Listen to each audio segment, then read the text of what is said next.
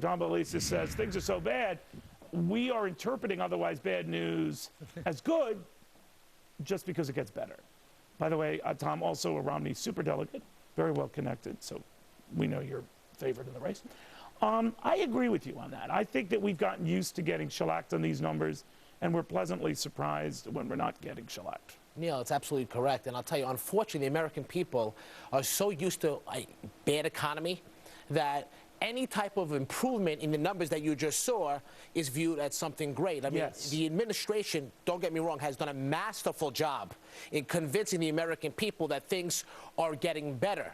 But, you know, when you look at the reality of how things are versus where they were, we haven't moved forward. But here's your brilliant point, well pointed, that if you've gotten used to years of really crappy data, and now you look on these sites like Zillow, or you go look at your 401k statement, and you're no longer losing money hand over fist, and your house is worth at least a few more rubles than it was a few months ago, a year ago, you really do think you're off to the race. I know that's asinine. If you step back and say, wait, what am I whooping it up for?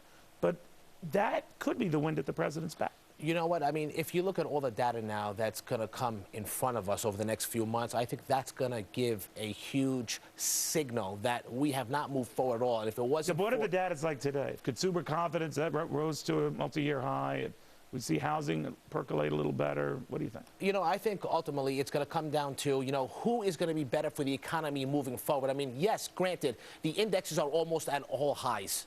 That looks great when you get your statements, but how much further would have we been if, you know, we had a pro-business administration office? You never know, though. You never know. See, that's the thing you have to challenge voters. I did want to get your reaction to this. Joe Biden, he was commenting about where we've come versus where we've been. This is from Vice President Biden.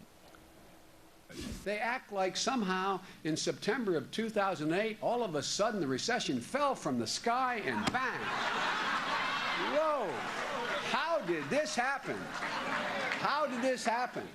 As my number 4 granddaughter would say, Natalie said, Pop, did Casper the Friendly Ghost do it? I mean, how did it happen? What do you think of that?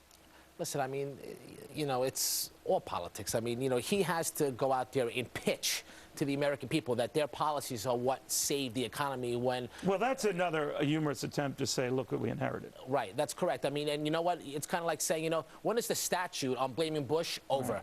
You know, in the next 10 years, are you going to keep blaming Bush for what happened, you know, 15 years No, they've moved on to Grover Cleveland. Right. That is right. But I'll tell you this, too. I mean, listen, it's going to come down to the numbers and who is best suited to move this economy forward. And you know what? In my opinion, not just from being from Wall Street, even look at the middle class. The middle class hasn't moved forward at all. You know, I mean, people may think because, you know what, the markets are up, people are doing much better, but all in all, they're not doing better. I mean, if you look at the Reagan inherited a recession.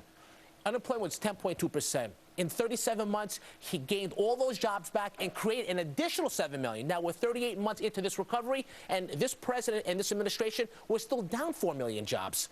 So what does that tell you? That all of his policies that he's put forth have not worked. But it all hinges on the debates from Mitt Romney, right? I agree that the debates are really going to... He's got to say with the same passion you just did. Yeah, what you just did. Yeah, and you know, he can say the words. I don't know if he can say what you did with listen, passion. It's all about, you know, his passion and him convincing the voters that are on the sidelines that his plan is going to work for America. And that, I think, what's going to be the tipping point of having him win the race come November. You should go into politics, you know? I don't know, you could run it as a socialist, you could run as a communist. I'd vote for you because I'd just say, wow, you know? And you dress well. Well, thank you for the kind words. I think it's crucial. Tom Belesis, John Thomas Financial, he's the CEO. Well, Arizona...